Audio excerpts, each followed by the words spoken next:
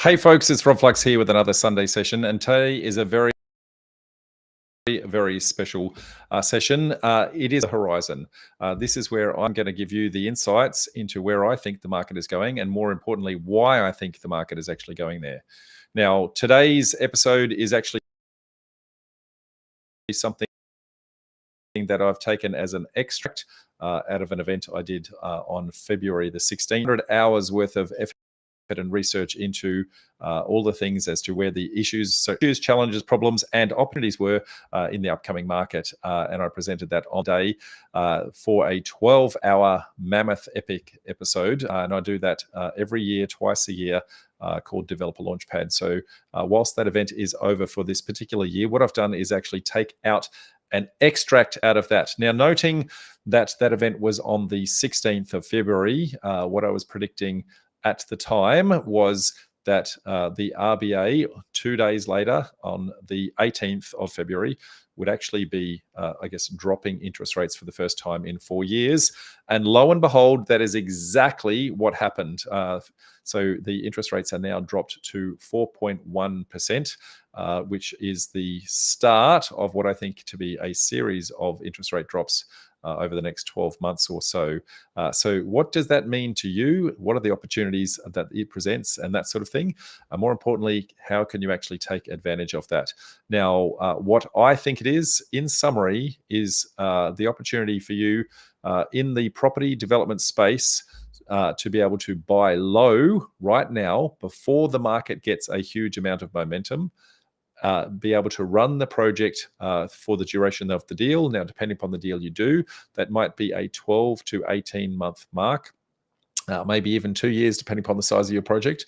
But at the end of that cycle, sell as the market is on a very, very upwards trajectory. That's where I think the market is actually going. What you're about to see is my evidence, to why I actually think that, noting I am not an economist. I'm not trying to give you financial advice, accounting advice, legal advice. I'm not trying to tell you what to do, but rather this is my research, and I want you to have visibility of my research so that you can do your own research and then understand and make your own decisions as you go. Now, if you're keen to actually take advantage of that and actually get into the property development process, or maybe even you already are a property developer right now and you want to take advantage of that, or if you're a brand spanking newbie, then what I'm going to suggest to you is you actually do my free course. Now, this is a half-day course called the 7-Step Formula to Financial Freedom. That's just going to give you some insights into what it actually takes in order to become a property developer. So I promise you, at the end of that course, you're not going to be a property developer. It takes way more than a half-day course, I promise you, but it's going to give you the insights into whether or not you want to. And if you see the opportunity that I see, and if you see, the timing of that market fits you and your circumstances right now, then we would love to actually have a chat to you about potentially joining our 12-month education and mentoring program called Property Development Formula.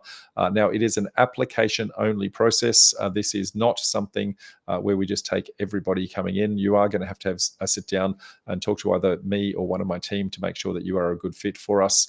But if you think that you are a good fit, you would like to explore that, please go to the link below, propdev.info/PDF, short for Property Development Formula. Check out what it is that we've actually got to offer. And then should that be something that you think fits you, then we would love to have a chat. Now, in the meantime, folks, please watch this little extract that came out of my Developer Launchpad event as to where I think the market is going. And note, the interest rate that I was predicting at that point in time has now happened. So what does that mean for you? Let's find out. See you in a sec. Okay, I'm going to talk now about the housing crisis. This is the opportunity that's sitting in front of us, folks. What are we going to do about this? What is actually happening and why? So the media has been crying foul of the fact that we are in a housing crisis for some time. And I guess it's only starting to get a whole bunch of momentum at the moment. But in reality, it's been brewing for many, many years. And I'm going to give you the insights into why and how we actually started to get here. So firstly, I'm going to look at our building approvals. Now, this is from the Australian Bureau of Statistics. Now, what the Australian Bureau of Statistics call a building approval, you and I would know as a development approval. This is the potential for supply. This is not actual supply. So there's a couple of phases in what's actually happened here. So we were actually in a property market slump, and that's why we had, if you remember, our economy was actually doing pretty poorly, and interest rates dropped down, down, down, down, down. We had the lowest interest rates for a very long period of time, and because of that, profitability of projects was down. So a lot of developers were just not putting development applications into council. Then we had this thing called COVID. COVID happened, which was an artificial recession. Now, the artificial recession, you might remember, where the banks were predicting that we might lose 20 to 30% of the value of our properties. Now, if that's going to happen, can you imagine any development application going into council at all? Most developers were running for the hills at that time, so no development applications were being lodged. Then, because we got into a technical recession, the government had to kickstart our economy. So there was a construction boom. They printed money and they said, we're going to give everybody $25,000 if they start a brand new build, which they did. That consumed all of the slack in all the development applications. So a whole bunch of people started lodging them. But very, very quickly, the construction boom, the cost of construction went so high and became very, very expensive. And so that boom very quickly ended. And so I guess we had a second wave slump because of the construction industry. So again, no applications going in. Now, it's only now that our recovery has commenced and people are actually starting to do development applications again. So we've got a window of nearly 5 years where we've got hardly any development applications going into the system. Now, this is the potential for supply. It is not actual supply. And because there's no slack in the system, it's pretty much a development application goes in and it only gets constructed should it make sense. And so there's no spare development applications sitting in there. Then at the exact same time, we now have this massive, massive spike. So the drop, the drop that you see here, this is because of COVID. We shut the borders, nobody actually came in. Then we did the biggest, import of people that we've ever had. 518,000 net overseas migrants came in last year. Now this has dropped down. We're in the vicinity of about 450,000 coming through at the moment. But still, we are projected to have a massive influx. So we've got a whole bunch of people who want somewhere to live, and we've got nowhere for them to actually live. Okay. Now, this is much bigger than what you actually think. This population boom is projected to have another 2 million people in the next 7 years. Okay, so that to the point where Australia is going to reach 40.5 million people by 2063. Okay, that's the equivalent of adding Sydney, Melbourne, and Brisbane combined, our current population, and adding that again. So all of that net migration, they all need somewhere to live. And who's going to create that? As I touched on, it is the small scale developer that actually creates that stock. That is you guys, okay? So the leading indicator for this, anyone who comes in from overseas as an international migrant is not an Australian resident for the first 2 years, not able to qualify. So the very, very first thing that they do is go into the rental market. So the rental market starts to get a huge amount of pressure. Now, if you have seen the rental market go ballistic, just say rents are up or something like that into the chat window, you will see that there was a huge amount of pressure on the rental market. And so that is the leading indicator that a whole bunch of people want to get out. Now, here's the thing. They've got a 2-year embargo when they come from overseas, okay? Now, because they started coming here straight after COVID, COVID is nearly 2 years past. So there's a whole bunch of them now starting to get to the point where residency starts to become something that they can actually start to apply for. When that happens, there's going to be a mass exodus out of the rental market with people wanting to get into property ownership. Okay, now there's going to take some time for that lag to happen. So you've got advance notice right now that these people are going to be coming into the market, and it's going to become cheaper to actually own a property than rent a property when interest rates start to come down. Okay, now here is that rental boom. You can see. We can see over here, rental markets are up all the way. It is starting to peter off, okay, but it is still way up and starting to slow down. But it is not stopping, folks. Okay, so 35% growth in the last 3 years on our rental market. Okay, So these current qualified buyers are not yet in the rental market, sorry, not yet in the ability to buy. But as soon as the interest rates start to come down and as soon as they start to get residency, then those people are going to start to mass exodus leave the rental market. So if you've been buying rental stock at the moment because of the fact that the rental boom is going up, very soon you're going to see a whole bunch of people flock away from that. And instead, they're going to want to move into brand spanking new homes. But right now, there's no stock for them to move into. That creates a massive, massive opportunity for you guys. So the question is, are you going to do something about it? Okay. Now, that housing crisis, it has been coming for some years. The government finally recognized it. In August of 2023, the National Cabinet got together and they came up with what they call the Housing Accord. Now, the Housing Accord is all layers of government, federal, state, and local, all coming together to say, what is it that we're actually going to do about this housing crisis that we've actually got?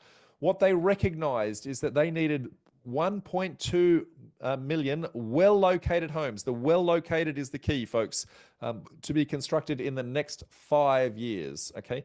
So right now, there's a massive, massive shortfall on actually reaching that target, okay? So now, in order to achieve that, that means 60,000 dwellings per quarter for 5 consecutive years. That is 20 consecutive quarters in a row, generating 60,000 dwellings.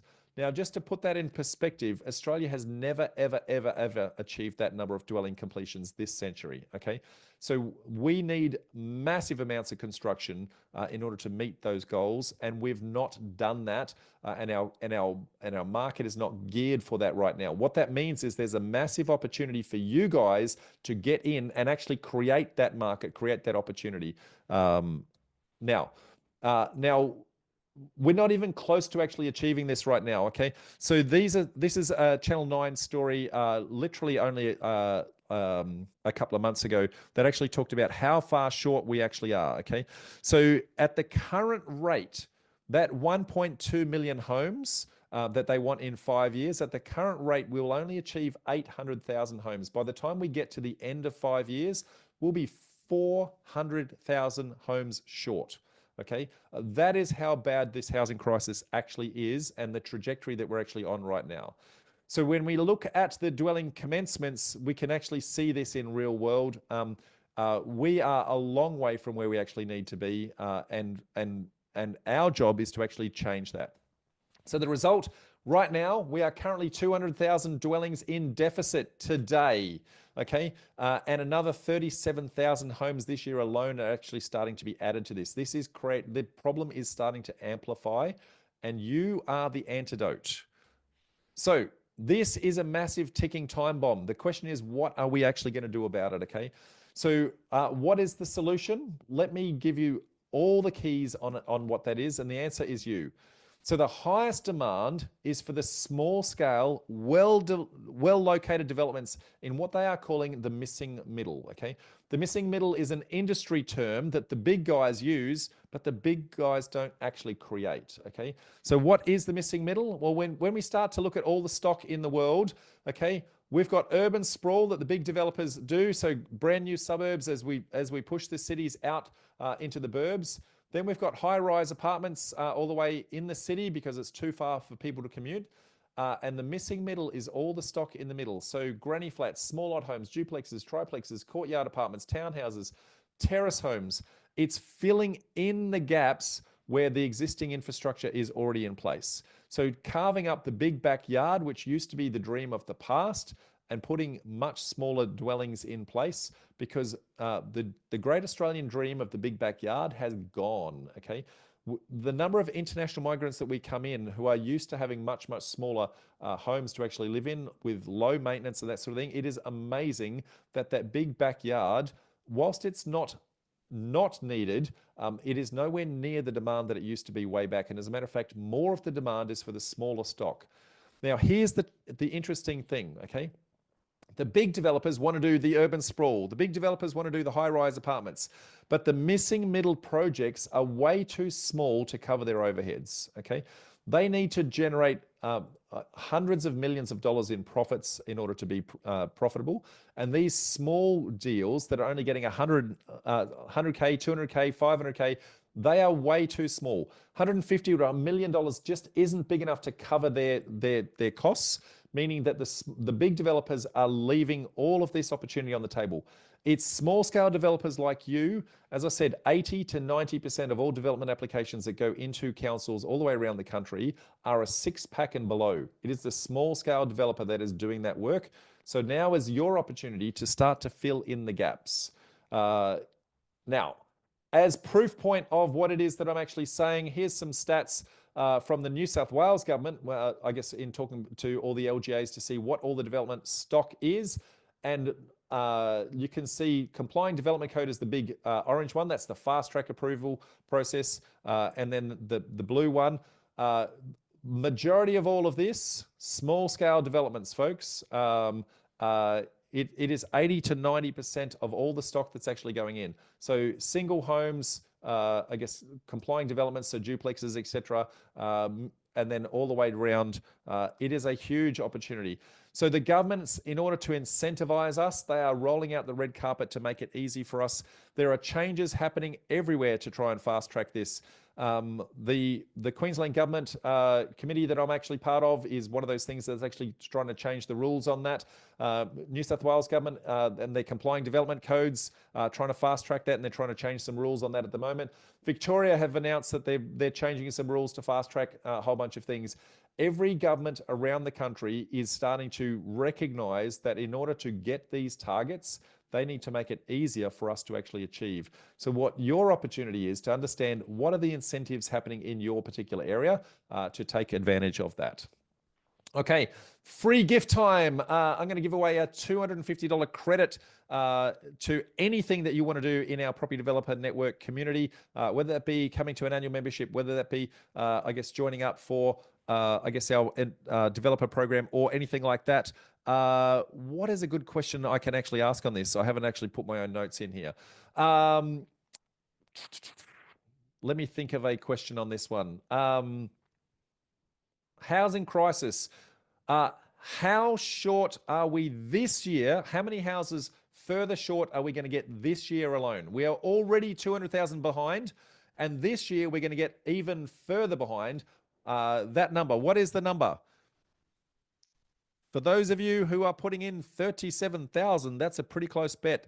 37,000. Beck, through our random number generator, who got 37,000? The winner is Alistair Gunthorpe. Alistair Gunthorpe, well done, mate. Congratulations. You can use that. Reach out to Beck under the covers with your contact details, and we'll make sure that we can actually get there. There you go. Alistair's right there. Well done. Participation is the key, folks. So, property market update. I promised you I'm going to tell you how and where the market is going. Who here has seen me do the property market update in the past and knows all the value that's sitting in here? No, not yet. No. Yep, absolutely. Okay. So there's a whole bunch of you that have not. Let me tell you how, I guess, typical investors are actually looking at this, and then I'm going to show you how I look at it. Very, very different. Okay. So I want you to understand the concept, the difference between what an indicator is and what a driver is. Okay. So an indicator measures what has already happened in the market, and a market driver is what's going to predict what will actually happen next. Most investors, most long-term buy and hold investors use market indicators, okay? What has already happened. So now, how are they used? Well, property market commentators start to use these because it's already happened. It's easy to measure trend. They can't be wrong for something that's already happened. And so they don't try to crystal ball. They just comment on what has actually occurred. So you'll see very regularly people like, I guess, CoreLogic talking about, auction clearance rates and things like that, and what's actually happened in the market, and, what our median house price movements are and all that sort of thing. So it's very easy for them to talk about what has happened. The problem with that is there's a significant lag in that result to actually occur. Think about it. If a house sold today In reality, it's measuring market sentiment that may have happened anywhere between 4 and 6 months ago. Somebody had to decide to sell the house. Then they had to go and talk to a whole bunch of agents. Which agent are they going to choose? Then they had to prepare the house for sale. They had to put a marketing campaign together, put it on the market, do some open homes, wait for a few people, maybe take it to an auction. Then it's going to go on under contract. Then it's going to go through a due diligence period or a subject to finance period. Then it's going to have 30 or 45 days to settle. And then, and only then, will you actually get to start to see the results that actually start to occur. So the problem with an indicator is that lag. So we're measuring market sentiment from anywhere up to 6 months ago, okay? So the kind of things that you'll see regularly, listing volumes, sales volumes, stock on market, days on market, auction clearance rates, vendor discount rates, all those sorts of things, depending upon what it is you're actually looking for, business confidence, consumer confidence. All of those are telling you the past, okay? But yet that is what all the media starts to talk about, because the media listens to the property spruikers, and the property spruikers don't want to be wrong, so they talk about what has actually occurred, so they can then appear very, very knowledgeable, okay? What we want to do is then start to use some of these indicators to go, well, based on what we're seeing, how do I get a litmus test on how the market is actually performing? Now, I want to do a huge shout out to John Lindemann. I'm going to, I guess, reference his particular slide, his particular blog post on this called Timing the Turning Point, where he talks about if you take just two of those indicators and put them together, it's going to give you a fair good read on what's actually happening in the market. So the volume of sales and the number of listings. So how many people are putting things on the market, okay? So if we see both the sales going up and the listings going up, the market is confident, okay? If we see the opposite, if we see both of them going down, the market is concerned. If we start to see the crisscross, this is where it starts to get interesting. So if the sales are going down, but the listings are going up, everyone wants to sell their stock, but nobody wants to buy it, that indicates that it's a crashing market. And the more listings there are on and the fewer buyers there are, then when people start to get desperate because they need to sell, they start discounting their prices, and so the market then starts to crash, okay? When it crisscrosses the other way, okay, when there's lots of sales, they're happening very, very, very fast, but nobody's putting properties up for sale, that means that we're booming. The market is taking off and people are wanting to hold on to it and ride it to the very, very top before they sell it, okay? So what we want to do is we want to start to look at these sales and listing volumes just to have a feel for what's happening in the market right now. Now, remember, this is sentiment that's already gone. And so when we start to see some early changes in this, we've got to start to think 6 months ago was where that sentiment started to occur. So this is from SQM Research, and I'm going to go through a few of these in Brisbane. So you're going to see, I'm just looking at the last 12 months or so. You can see that there was an upward trend, then there was a quick drop, and now there's a new sign of a new early market uptrend. Okay, remember, that was 6 months ago. That trend is probably a little bit further into it. Similarly for Sydney, it was very much in upmarket, then it dropped suddenly, and now it's on a new upward trend again. If we then look in Melbourne, very, very similar, I guess, was an upward trend, then dropped suddenly. Now it's a new upward trend. If we now look in Adelaide, Adelaide is very deep into an upward trend at the moment. And then if we start to look at Perth, Perth is on a downward trend, okay? So when we start to look at all of those, we're going to match and marry all of that up in a sec. Now, if we start to look at sales volumes, we can actually see this black line is the one that we're actually starting to pay attention to. The monthly sales volumes are very much on a downward trajectory nationally. If we start to look at where we are over here, we've got to look at this by comparison to where we were, I guess, last month, and because you can see there's a massive drop in this. So whilst it is, I guess, up in some, I guess, compared to zero, it is actually on a downward trend overall. So when we start to combine all of this together, this is where the market thinks it is right now, okay? So Brisbane is showing early signs of a boom. Sydney's showing early signs of a boom. Melbourne's showing early signs of a boom. Adelaide is definitely deep into the boom. And Perth has already had its boom and is starting to soften. They're concerned at the moment, but they have not yet dropped off. Okay. So when we start to look at that, now there's going to be slight nuances in every single jurisdiction. So if you're looking at individual councils and individual suburbs, in individual product, so you know what a house is doing and what a unit is doing is going to be slightly different, but you get the idea in how to do this. Remember, all of this is market sentiment that was actually 6 months earlier. So my encouragement to you guys is to say, what is the, I guess, what's the opportunity that's sitting here? Now, as proof point of this, dwelling values, we can actually start to see we were going down. That's because interest rates were going down, okay, all the way across the board, okay. But now with that early sign of the market turning, where do you think we're actually going to be next, okay? So with that early sign of turning, then our market is actually starting to turn around. What this is telling us is we are at the bottom of the cycle right now. So everyone who measures the property clock, this is giving you some insights that because everyone's been holding on because of interest rates for a long period of time, they've been struggling for quite some time. The market had previously softened. Now it's actually starting to, I guess, show early signs of actually starting to take off. We're at the bottom of the market, folks. That's all I can say. Bottom of the market. Are you finding this interesting? Do you think that we're about to take off? If you think that we're about to take off, tell me boom, and then I'm going to show you whether I believe that or not. Everyone's saying boom. Now remember, this is market sentiment from 6 months ago. What I'm going to show you next is the market drivers. The market drivers are going to tell you how and why that boom is actually going to occur. Somebody says not sure. That's okay. That's why we're here. We're going to learn that. Okay. So watch what happens next, folks. When we start to look at market drivers, this is what predicts the future. This is Rob's crystal ball, where he can actually look at 16 different things that are actually going to tell me what is going to happen. Okay. Now, what are market drivers? Well, they're used to what causes the market to move. Okay.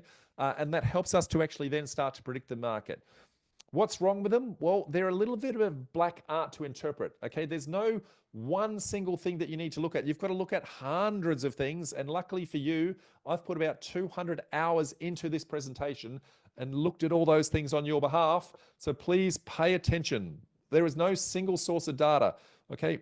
So I've come up with a methodology to actually try and help you to interpret that, and I'm going to show you my methodology, okay? So what are the market drivers? Well, they are government incentives. So major infrastructure projects, federal, state, local government, cash incentives and bonuses like the building booms and first home buyers and those sorts of things, okay?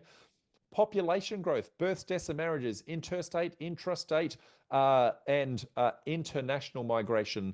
Then we've got supply and demand, development approvals, building approvals, the construction industry, health and finance approvals, where that actually sits.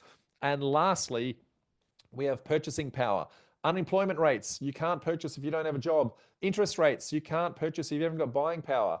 Household income and consumption. If you've got no spare cash, then you won't be able to save for deposits or be able to hold pay for the negative cash flow that's actually going to sit there. And then fiscal policy, both the RBA and APRA and their changing of those are the things that actually drive all of those. So we're going to look at each and every single one of those one by one and give you a view on where I think all of them are actually sitting. In doing this, my encouragement to you, if you want to build your own crystal ball, then what you want to do is you want to start to look at these market drivers and predict where is the future going. Then you're going to wait 6 months and then you're going to look back at the indicator and go, was I right? And if you do that over and over and over again, you're going to start to build your gut instincts and be able to hone your skills to be able to get this very right. This is what I've been doing for the last 37 years. And I'm going to say probably in the last 10 years, I've refined it down to a little bit of a fine art to actually get very good at understanding and predicting where it's going. And I've been putting these predictions on public record in these developer launch pads for the last 5 years. So you can actually go back and have a look at all of my predictions on my YouTube channels and things like that. Now, in order to do that, this is my methodology. So it's a concept, headwinds and tailwinds. So I want you to imagine that you're walking down the street, and if you have the wind behind your back and the wind is pushing you down the street, that is a tailwind. It makes it easier to walk down the street. Equally, if the wind is directly in your face and it's blowing a gale, that is a headwind and it makes it very hard to walk up the street, okay? If the wind is not blowing at all, that is neutral, or it might be location specific. You might find, for example, if a whole bunch of people leave one place, they're going to go somewhere else. So it's going to be a negative in one location and it's going to be a positive somewhere else, okay? So when we start to do this, what we're going to do is we're going to start putting traffic lights against all 16 of those drivers. And in doing so, it starts to look something like this. Now, these are my predictions for the last 2 years, and you can see how and why I was starting to tell you why this market was actually coming, because 6 months ago, I predicted this, okay? And that is that we were actually going to get to this turning point where everything was actually going to start to happen. So what I'm going to do now is I'm going to start to show you what I think is going to be the next 6 to 12 months. Now, because I've been predicting this for so long, and because it's on public record, and each 6 months I kind of do it, in 6 months' time, you're going to tell whether or not Rob was right or not. Okay, and I'm very comfortable in being able to do that. If you were on my previous Launchpad and you were here when I predicted that last time, just go, that was me, or just me, something like that. David, Rodney, Lachlan, Rex, Nick, Mark, yes, baby. Joy. So there's a huge number of you right now. Okay, so let's see where this is going to go, and let's see why we actually think this. Government incentives. I'm going to talk to all of the government incentives that are sitting out here. This is all of the infrastructure projects that are happening all the way around the country at this moment in time. South Australia has announced about $570 billion worth of projects that are actually coming through South Australia. South Australia is winning by a country mile with regards to the number of projects that are actually coming. But even though these ones look lower, New South Wales is still $160 billion. Victoria is $180 billion worth of projects. Queensland is still $110 billion worth of projects.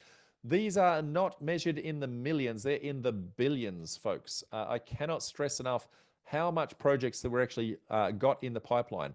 Now, what happens is infrastructure projects create jobs. When the jobs are created, that employs people. People pay taxes. People go and spend money in their local community. When they spend money on their local community, the local business gets a boost. The local newsagent, the local, Bunnings, the local shopping center, they all start to be able to employ people. Those people then start spending money in those areas. And what starts to happen is it builds vibrancy in that area. It's called trickle-down economics. And what it does is when governments spend billions of dollars in areas, it creates a huge demand and a huge push into those areas. And what happens is people start to move to those areas because the job opportunities are so good in there. And so what it does is it creates community whenever government is spending billions of dollars. Now, when we start to look at, the billions of dollars, we have just finished 2024 Q4. You can see that we still have a huge uplift in the amount of cash that to be spent by the time we get to the end of 2025 and into 2026. We've still got another 2+ years of very high spending, much higher than the previous year, and then it starts to slow down. So we've got 2 years of massive amounts of growth that are actually starting to happen. If we have a look at where, we've got Sydney with 265 projects. We've got Brisbane with 95 projects. We've got Melbourne with 137 projects. We've got Adelaide with 31. We've got Perth with 46. The government is printing money, folks. They are trying to kickstart our economy and actually get us moving. Okay, now that, as I said, is huge. Now, a lot of these projects take years and years and years to run. Here are just some of the largest infrastructure projects that we've got going on at the moment, okay? Now, these have been running for many years, some of them, because they are so big, okay? But you can see WestConnect, 16 billion, Sydney Metro, 12 billion, the Melbourne Metro Tunnel, 11 billion. We're billions and billions of dollars, folks. This is not cheap stuff. So Do we think that this is going to be a headwind or a tailwind, folks? Punch it in there. If you think that's a tailwind and going to start creating opportunities in the area, punch in tailwind. Absolutely. Right? First homeowners buyers grant. Now, this is a federal government initiative to say, look, a whole bunch of people can't afford to get into the housing market. So the government is actually going to be the guarantor for the loan. You've heard about when you want a 20% deposit and people can't come up with that 20% deposit, then some lenders will actually lend you up to 95% lending and then charge you I guess the mortgage insurance for that 15%. In this instance, the federal government has said that they will be the guarantor for that, and you don't need to buy that mortgage insurance to say, I guess, how do you actually deal with that? Which means that people can get in to the property market for as little as a 5% deposit. Okay, so there are 35,000 places available, I guess, this year and next year. You need to apply for it, but there's 35,000 people that are going to be able to get into the property market with hardly any cash at all. They don't need to do the savings. They only need small amounts of cash. Okay, so if you're thinking about $1 million property, okay, that's $5,000 deposit you need. That is not a huge amount of money. Okay, sorry, 50,000, I should say. That's not a huge amount of money. So you're going to see lots of people start to qualify for that and be able to come into the market. First homeowners grants. A number of the different I guess states have boosted their first homeowner grants from stamp duty reductions to doubling. I guess the discounts that they actually give for the grant itself. Queensland government has doubled their grants, which means that even that 5% they need to come up with, the first homeowners grant in some instances is actually giving you the cash in order to do that. So even first homeowners can in some instances get in with almost no cash, which means that the buying opportunity is huge for people coming into the market, especially when they're buying brand new stock where most of it qualifies. So given all of that, folks, I want you to punch in here. Do you think this is a headwind or a tailwind? Punch it in. Sue says it's tail. Nick says it's tail. Marley, Richard, nobody says it's a headwind. Everybody's saying it's a tailwind. If I punch that in there, it is absolutely categorically a tailwind. Okay, so tailwind is in our favor. That is going to, I guess, create huge amounts of opportunity for us.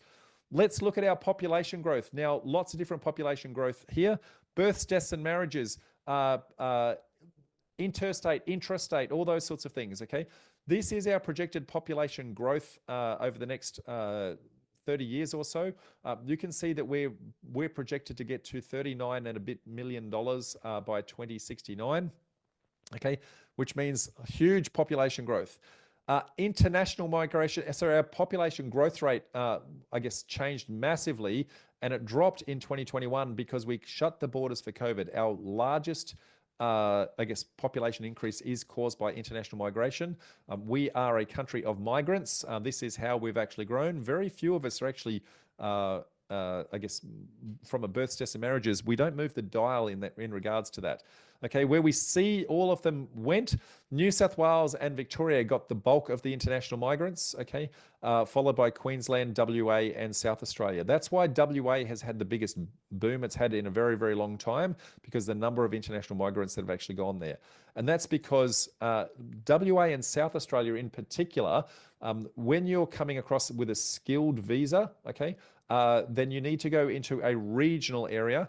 And Perth and Adelaide are both deemed to be regional capital cities. And so you guys get a huge boost from international migrants wanting to go there relative to the size of your population. Okay, so percentage-wise, that's actually a huge influx. Now, Victoria is compensating 132,000 coming into them. They're compensating for the fact that all the locals are starting to move out, and you'll start to see that in a sec. When we start to look at Sydney and Melbourne, I guess negative migration, internal migration. So a lot of people leaving Sydney, a lot of people leaving Melbourne. That's because housing affordability is not working anymore in those locations. A lot of people selling up and moving out. And where are they moving to? They're moving to Southeast Queensland, and they're moving to Perth in particular, and a small number of them are actually moving to Adelaide. But Southeast Queensland, so if I look at a tailwind. Sydney and Melbourne have a tailwind with regards to internal migration or interstate migration. Brisbane and Perth have a, sorry, that should be a headwind, my mistake. Whereas Brisbane and Perth have got a tailwind. So that's one of those location-specific ones.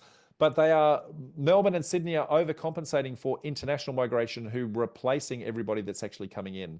So for those of you who are in Southeast Queensland, where I am, that have come from Sydney and Melbourne, welcome. But there's a few more of you that are actually coming soon, I can assure you. So do we think, folks, interstate migration, if I was in Sydney and Perth, would that be a headwind or a tailwind? If I was in Sydney and Perth, location specific. Everyone's saying most people are saying headwind. So if I'm in Sydney or Perth, that would be a headwind. If I am in, sorry, my bad. If I'm in Sydney or Melbourne, sorry, folks, I've confused you myself there. So my bad. If I'm in Sydney or Melbourne, that is a headwind. If I'm in Perth or Brisbane, that is a tailwind, okay? Now, if I am doing international migration, is that a headwind or a tailwind? Everybody's saying tailwind. Everybody's saying tailwind. This is it, folks. So intrastate, so that is city out to regions and regions back into the city. Not much is actually happening in that regard. Heaps was happening in and around COVID, but nothing happening now. Lots of people leaving Melbourne and Sydney, going to Perth and Southeast Queensland, and lots of international migrants coming in. So depending upon where you are, I guess the strength of that tailwind, if I was in Sydney and Melbourne, the strength of that tailwind for international migration is huge, okay? But you've got to remember the lag. If they're coming from overseas, they can't buy straight away. So you've got time to prepare, I guess, for those particular guys, okay? Okay, free gift coming up, $250 worth of annual migration. So at the peak, so last year, the peak international migration, what was the number of people who actually came into the country through international migrants last year? There's a whole bunch of people that are close. I'm going to say, but there's not many people that have actually got it correct. It's 518,000. So Beck, who was the very first person who got 518? Can you find that person? I know they go whizzing past. Yes, they're whizzing past. I will find. Give me a bit. Sorry, I shouldn't have. We have Wendy Jiang. Wendy Jiang, you've just got yourself an annual membership. Thank you very much. Hope you enjoy that and hope you come to our meetups. Supply and demand, folks, up next. So this is, I guess, is there something for people to buy and move into? Now, I've touched on some of this already. This is the slide that I already showed you a little bit earlier. This is the development approvals. We had our economy already doing badly. We had a COVID slump. We had a building boom that consumed all the surplus. Then we had the construction cost blowouts and everything stopped. So we've got a massive window as we look along here between 2018 and 2023. There's a 5-year window with a massive undersupply. That 5-year window is going to last for a good 3 to 5 years before it actually catches up, before we start to catch up. We are just starting the recovery phase of that now and have been doing so for close to 12 months. But there's still 4 years of slump sitting in the system, folks, okay? So we've got huge opportunity with this massive undersupply for us to be the ones creating the supply. Remember, this is development approvals. Whilst the Australian Bureau of Statistics call it a building approval, it is what you and I would call a development approval.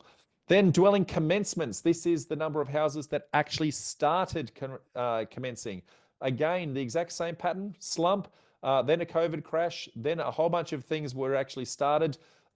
Then I guess the boom ended and all the cost of construction happened. But we've started a recovery. We've started building homes again. But we are still way, way, way, way, way short on how many homes we need. If you remember, 37,000 homes additional we need based on the moment. So we've got a long way to go to actually catch up. If we look all the way back here, This is what normal looks like, okay? And we are a long way short of normal, okay? And not only is this normal, but we actually needed to get 60,000 homes, if you remember, per quarter for the next 20 quarters in a row. We're a long way from 60,000, folks. So the opportunity is development approvals and start construction in order to meet that supply.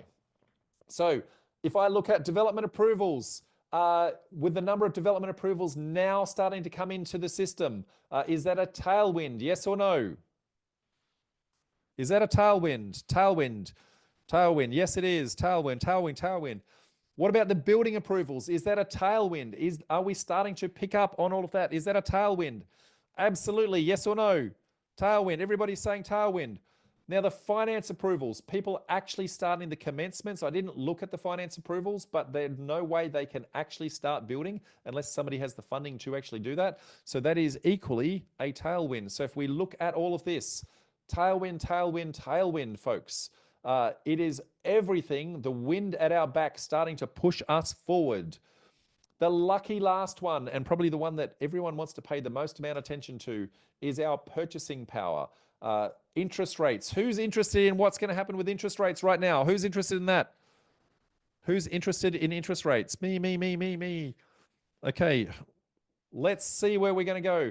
Firstly, we need to understand how our market cycle is actually working. And so our market grows by controlling inflation. If we have too much inflation, we get low unemployment and very high cost of living. And if we have not enough, then we have high unemployment and low inflation. And so I guess it's too easy to buy stuff. What we want is Goldilocks. We want just right, okay? Now, if we don't do that, we don't get a slow and steady growth. So what the RBA tries to do is actually manage that cycle. In order to do that, they're trying to get inflation in a target range between 2 and 3%. That 2 and 3% target range gives them the ability to have just enough economy growth that I guess wages go up, that I guess the cost of living goes down, all those sorts of things, okay? Now, in order to do that, the reason why they introduced that is all the way back in 1992, they introduced that target range because this up here was the recession that we had to have all the way back here. I don't know about you guys, but I was paying 17% interest rates all the way back here, I guess during my first house. So they had to control that. And so 2 to 3% is the range. This yellow zone, that was our economy struggling, and that's when the interest rates dropped, and they kept dropping and dropping, and the lowest interest rates, at one point they were talking about negative interest rates.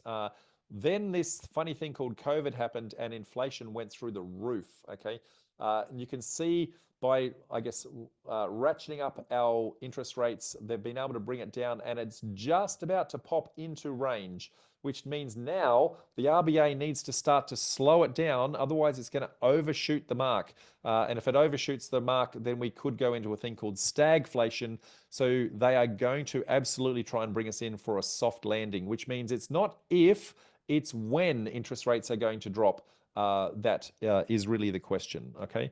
So if we look at our interest rates, we've been slow and steady here for quite some time I can't remember the interest rate at the moment, 4.3 or 4.25 from memory. Our unemployment rate, you can see, is 4.35. Thank you, Abe. You can see here that I guess unemployment rates are slow and steady. You can't buy property if you don't have a job, so that's good that our unemployment rates are there. You can see this orange line, consumption. Okay, our consumption was high. Because of interest rates for so long, we've actually stopped our consumption. We don't actually have any surplus cash. Disposable income is the blue one. We didn't have any surplus cash. They're bringing it in. See how we've just crisscrossed. This disposable income is now going to start to rise. Our consumption is starting to flatten out. As our disposable income starts to become here, then people are going to start saving, which then means that they can actually then start to purchase homes again. Okay, so the government has been using inflation to, I guess, purge all of that surplus cash in our system for some time. Now we need to build that surplus cash back up in before people can actually get back into the market. So we can just see the crisscross here. People are now starting to save again. Pretty soon they'll have deposits, but because of all the incentives, 5% deposits, they don't need to save up for long before they be able to get back into the market super quick. This here is called the RBA Cash Rate Tracker. I guess this is the Australian Stock Exchange actually has this as an indicator, and they measure it against a whole bunch of things to see where they think the expectations are with regards to interest rates dropping. And you can see that they're talking about 95% likelihood that interest rates are going to drop on Tuesday. 95% is what the ASX is actually predicting. Okay, now they're not the only ones that are actually starting to predict it. And I'll talk about the big banks in a couple of secs, but this is what the RBA call a forward projection. The forward projection is them trying to give us notice of to how and where they think they're going. So the board is gaining some confidence that inflationary measures are declining in line with the recent forecasts, but risks remain. The board will continue to rely upon data and the evolving assessment of risks to guide its decisions. Okay. Now, what that's saying is data is going to make their decision for them. I've just shown you the data. The data is telling them that they're actually coming into line. Where do you think their decision is actually going to go? If you think interest rates are likely to stay, type stay. If you think interest rates are likely to drop, type drop. I'm talking about on Tuesday, folks. It's a mixed bag. I'm going to say about 25% of you are saying that it's going to stay. Okay. Now, I am not a property economist, but all of these guys have super expensive property economists that work for them. And this is the big four banks' predictions. Commonwealth Bank predicts it's 4.35. The first cut will occur in February. That is on Tuesday. Westpac predicts that the first one will be in February. The NAB predicts that it will be in February. The ANZ predicts it will be in February. The big four banks are saying interest rates are going to drop in 2 days' time, folks. Okay.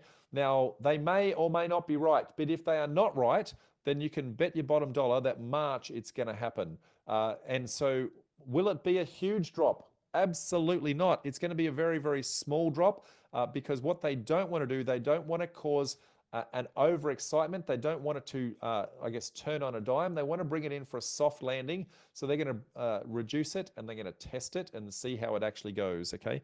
Now, what that means is consumer confidence. Consumer confidence, all of you are starting to predict that these interest rates are going to drop. Consumer confidence and your spare cash, you're now starting to get some spare cash. Consumer confidence, remember, lagging indicator. Consumer confidence is actually saying, hey, we think that things are going to be okay again. Okay, we're not in these troubled times anymore.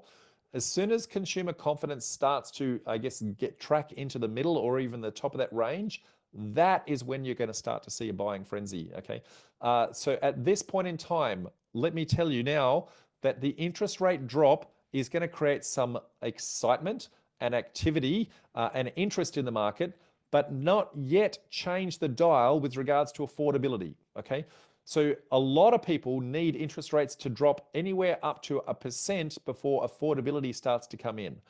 At that point, CoreLogic have predicted that a 1% drop in interest rates will represent a 6% rise in property markets. So we're 3, maybe 4 interest rates away from this boom kicking in big time. Okay. So do we think they are headwinds or tailwinds? If I talk about interest rates, do you think that is a headwind or a tailwind? Interest rates, is that a tailwind or a headwind? Tell me, folks. Tail, tail, tail, tail, tail, tail. Nobody's saying head. Everyone's saying a tailwind. Unemployment rates. Now, as interest rates drop, that impacts inflation. Unemployment will actually go up. Okay, that is the norm as to how that actually replies. Fiscal policy. We didn't talk about fiscal policy, but there's an organisation called APRA, the Australian Prudential Regulatory Authority. They have the ability to change rules for individual markets. Those individual markets would be the manufacturing industry, I guess the rural industry, farming, and that sort of thing. They can change it on first home buyers. They can change the rules on investors. So they can change all sorts of things in this space. So at the moment, they've not said anything. They're just letting, I guess, the RBA make all the changes and see what actually happens. Okay. So this is my prediction here. Now, if I look across the board, in the next 6 months, we've got 1, 2, depending upon where we are, 3, 4, 5, 6, 7, 8 different tailwinds depending upon where we are. So if I'm in Queensland, if I'm in Perth, we've got 8 tailwinds and only 1 headwind. If I'm in Melbourne or Sydney, I've got 2 headwinds and 7 tailwinds. No matter how I look at this, we are in for, I guess, some massive opportunities and some massive growth. Remember, this is 6 months away that we're actually looking at, and then 12 months away again. So we are at the bottom of a massive change in where we are. I've already shown you with the indicators that I think that we've hit the bottom. This is telling us that it's actually then going to take off. If you think that we're in for a boom, type into the chat window, type boom. Abso-freaking-lutely. Look at that. Boom, boom, boom, boom. If those of you are from the 90s, you know that song, I'm just going to let that play in your head.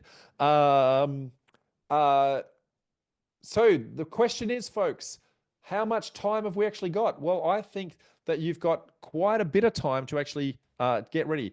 So the combination of all of this, population growth fueled by international migration, limited supply and stock due to a combination of factors. We had the, I guess, economic circumstances prior to COVID. Then we had the COVID panic. Then we had the building boom. Then we had the construction cost escalation. There's a massive lack of potential supply. The likelihood of a rate drop is imminent. Government incentives, they're printing money everywhere, and they're making housing affordability, I guess, available to everyone. Plenty of opportunities, opportunistic buying opportunities right now, because we are at the bottom of the market, folks. So even if you are just an investor, get into the market. If you're wanting to do property development, get into the market. What I want to teach you is how to get into it fast and actually start to make some differences right now. If you are ready to take action and get into this market right now, just type the word action, folks. Action, action, action. So where do I think we are? So now is the time to take this massive action. Opportunity is to buy low before everybody else jumps into the market. When they jump into the market is going to do this massive uplift. So you're going to get development profits, plus you're going to get the market uplift. If you are just doing a duplex, you're going to manufacture the profits of the duplex, and then you're going to be selling two duplexes at a much higher price. You do that for a 6-pack, you're selling 6 of them at a much higher price. It is a time where it's going to be where almost everything you start to look at will start to look like a winner. But very, very soon, as the flood comes into the market, it's going to be very hard to compete with everybody when their affordability starts to come in. So what you need to do is think counter-cyclical and go, what do I need to do to think differently to get into deals right now when I've got little to no money? And we're going to talk about the low and no money down methods a little bit later on, so you guys can take action on this stuff. Now, a normal market cycle looks like this. And depending upon the deal that you're getting into and the timing of the deal, you need to be very careful about your entry and exits. If you are doing long-term buy and hold, it doesn't really matter when you get into a cycle. The cycle is forgiving, so you can get in at a peak, it can slump, and you can get out at a peak a long time later, and that's okay. If you're doing property development, though, and it's much shorter cycle, then you need to be careful. You get in early, you can get out on the high side, you'll still make profits. If you get in at the top, if you get in at the top and you sell at the bottom, that's danger territory. If you instead, I guess, get in at the bottom and you can pick it up on the tail side, but this is the real market. So right now, because we had the false recession and we had the false boom, we didn't have that giant dip, but rather we had a minor dip. And so our market is in a very, very different space, okay? So I think that this window here was about 12 months. This window here is about 2 to 3 years. And I think that we are right here. We are right at the point where this is about to hit the true fundamentals, because that dotted line was not true fundamentals. It's the fake recession and the fake boom that was created by COVID and the building bonus. Now, I'm not an economist, okay? This is just my read on where I see all these indicators pointing to me. So for you guys, do you think this is helpful? Yes or no? If you think it's helpful, just smash something in there. Absolutely. Well, there you have it, folks. Just as I predicted, interest rates have cut as of the 18th of February. That is going to be the first cut of what I believe to be many cuts over the next 12 months or so. And what I think is going to do at this moment in time is it's going to start to agitate the market and actually get the market super excited into I guess, what is about to come. Now, it doesn't yet change affordability in any significant way. So there's not going to be a massive flood back into the market today, is where I'm anticipating. But rather, what it's going to do is going to change consumer sentiment with regards to going to have some surplus cash in the kitty, so they're going to be able to start to save and that sort of thing. And B, it's going to increase their borrowing capacity this much, but probably not enough to actually get it where it's going to go. But once we get a couple of interest rate cuts, the core logic have actually said that should we get an entire 1% interest rate cut, so that's only 3 more from where we are right now, they're anticipating that the property market will lift by as much as 6%, folks, 6%. So this is your opportunity to buy low right now before everybody else starts swarming into the market. Run your development project, and by those time those extra cuts start to come in and people start to flood back into the market, it is your chance to then kick this off with gusto, where you can then buy low, get your development profits, and then also get your uplift from the market profits as well. So that's the opportunity that I see sitting in front of you. You, of course, need to put your education in, make sure that you're actually doing all the right things. This is not advice. I can't give you advice, but rather this is my research.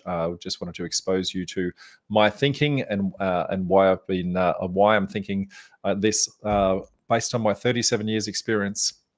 That is 20 years of buy and hold and 17 years in the property development space. And so if you are brand spanking new to this, clearly there's a lot to absorb, a lot of things to actually do, that sort of thing. So if you're brand spanking new and you think, hey, I'd like a piece of that action, but you're not sure yet whether or not you actually want to become a property developer, then we have a free course. If you go to freecourse.com.au, it's a super great URL. That is my 7-step formula to financial freedom.